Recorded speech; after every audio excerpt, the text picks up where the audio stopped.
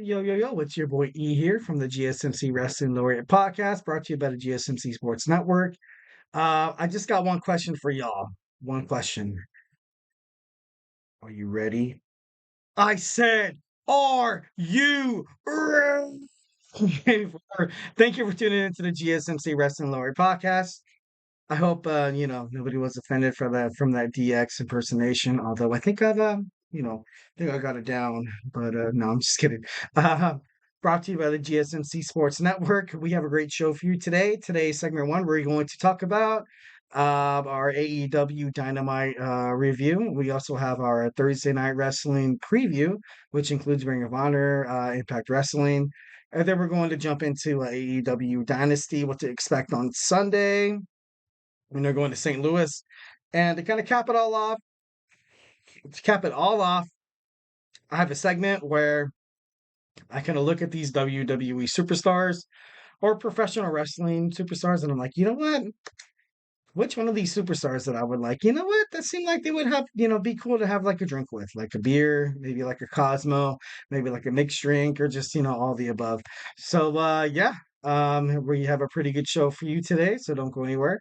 Remember to use the tips and donations link. We get a number of questions from the viewers like you that come in during the show. So to ensure that your question gets read on air, I ask you to use the tips and donations link at the gsmcpodcast.net with your questions. Just put your questions up on top so I can see it. Tell me what you like. Tell me what you don't like. Tell me what you want to further elaborate on. Just be part of this podcast, guys. A part of this podcast is me, coming up with content and stuff like that. But it means nothing without the people. Power of the people. Power of the people. So just tell me how you feel. Tell me your opinions and what you want to talk about. This is your podcast just as much as it is mine. So you got to remember, it really, really helps the show, guys. Leave a positive feedback. Peace, love, and positivity at the GSMC podcast.net. And again, the link is the GSMC podcast.net. So yeah, let's go ahead and jump right on into it. We have a little bit of an AEW review.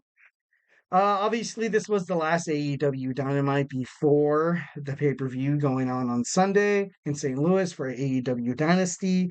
Let's get to it. So not Dynasty, Dynamite kicked off with Jon Moxley coming out, and he came out just basically telling all the fans about his hard work, his next title aspirations, also about kind of like rubbing it in all the professional wrestling kind of standards face, being like, only in AEW can you establish something like that, where you can establish like you can win the AEW World Championship, you can win the Ring of Honor World Championship, and you can also win the IWPG championship as well, which he won, which is pretty awesome because that was one of the titles that eluded Jon Moxley from his illustrious career. So I don't know, it was pretty cool to see him come out and do that. And he seemed pretty proud. A lot of the crowd was behind him. Obviously, a lot of people support Jon Moxley. He's like obviously he's Dean Ambrose. Like I love his theme song comes out with "Wow Thing." Bam, bam, bam, bam, bam, you make my heart sing. It's like one of those things where you hear it and you're like you can't really stop. You can't really help but to sing along. So I think that's super cool. Next, you have Adam Copeland and Willow of Nightingale against the House of Black. So this match started off pretty wonky, kind of what you can expect from a match. 3 days away from the main card.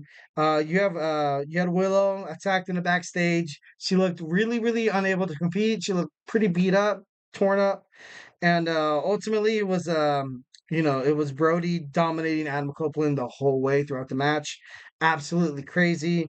It looked like Copeland didn't really have a chance there. And then one moment, you had Willow come out. She comes out through, like, oh, don't stop me. I might not be medically cleared, and I know that I have a TBS Championship match at freaking Dynasty, but I'm gonna help my boy Adam Copeland here. So she was able to come out and kind of help Adam kind of do his thing. And they after that, they totally kicked ass. You saw a spear by Copeland, and then all of a sudden you saw from out of nowhere the RKO. No, I'm just kidding. No, you saw Julia Hart out of nowhere, grabbed the chain, totally hit Willow of Nightingale, and totally knocked her out. Absolutely knocked her out. And it wasn't really fair. it wasn't really fair, but you can expect like House of Black to kind of play by those rules. Obviously, you have Copeland, Kingston, and Briscoe heading toward a match against the House of Black at Dynasty, and then you have Julia Hart fighting Willow Nightingale for the TBS Championship. And I don't know, it was like bam, like it hit you like head on. And I felt bad for Willow, and obviously so did Mercedes Monet. She came out and she ultimately wanted to protect Willow of Nightingale, noticing that she's not the one who attacked her in the dark. She really, really wasn't the one. It's kind of like in you know an kind of like what the House of Black does is they turn out the lights and then bam, they attack. Bam, you don't expect it. Bam, this is what they do to gain an advantage over the opponent. And guess what? I'm with it. I think that's pretty cool.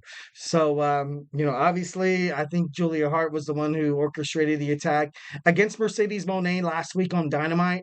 So, I know it's going to be pretty intense to see. So, all right. Next, we're going to talk about Samoa Joe's promo to Swerve Strickland. So Samoa Joe is basically like, look, I admire a man who gets knocked down, gets back up, gets wrestled down, gets back up, gets tapped out, gets back up. But he ultimately compared Swerve Strickland to like a punching bag, meaning like, he's nothing more, than just a punching bag. He's nothing less than, you know, someone who's going to make it into this industry of AEW. So a lot of strong words like thrown in by Samoa Joe, but I don't know. So you have he also did say that he admired his resilience, which honestly a lot of us as wrestling fans do when it comes to Swerve Strickland. And you had Samoa Joe kind of like, you know what? I respect this guy. Obviously you do. You do. Like you see this guy come in and out. He didn't really necessarily lose to Samoa Joe, but ultimately it was because of Hangman Adam Page that Samoa Joe was able to, retain the AEW Championship match. But it's going to be pretty interesting to see. So next we had the EVP. The EVP was against Daniel Garcia, which would consist of and Pac the Bastard, and his main man. And you ultimately you saw kind of like a goofy match. And to be honest, I kind of really wish that the EVPs would have kind of took their first loss, kind of like having like that foreshadowing that anything can happen at AEW Dynasty coming toward Sunday. But ultimately you saw the Young Bucks and Okada pick up the win. And I don't know. For me, I was like, you know what? If you want to have more creative writing, if you want to kind of have more like people on the edge of your seats, you probably could have had Pac and his team kind of win the match there. Like, to be honest, I thought that would have been absolutely perfect because you have the EVPs and Kajuse Okada just basically kicking ass, taking names over at the AEW organization. So, for just to kind of add a little bit of unpredictability there for Dynasty. I would have had them lose this match, but hey, that's just me. So moving on, we also have Chris Jericho and Hook, the FTW champion. So this little promo that Taz wanted to create was I don't know, didn't really pan out the way he wanted it to.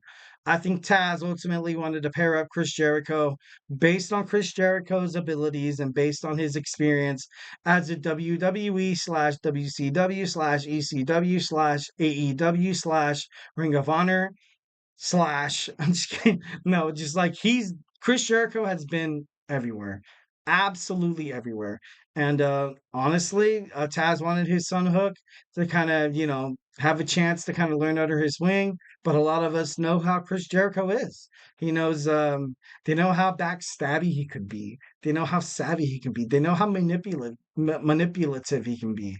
And I think Hook ultimately saw that and he was like, nah. Nah, bro. Nah, I don't want any of that. So obviously, the good-looking Hook, he saw Chris Jericho push over his dad, the ECW the legend Taz, and it was like all hell broke loose. And he was like, that's kind of how Chris Jericho was able to get this match for the FTW Championship.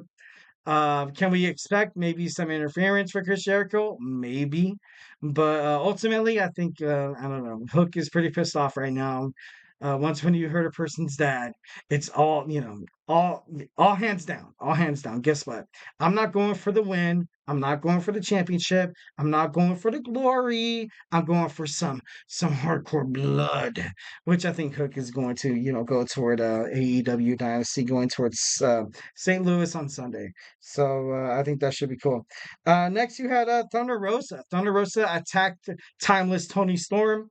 This rivalry has been kind of going back and forth for a pretty long time. You ultimately saw Thunder Rosa kind of, attack.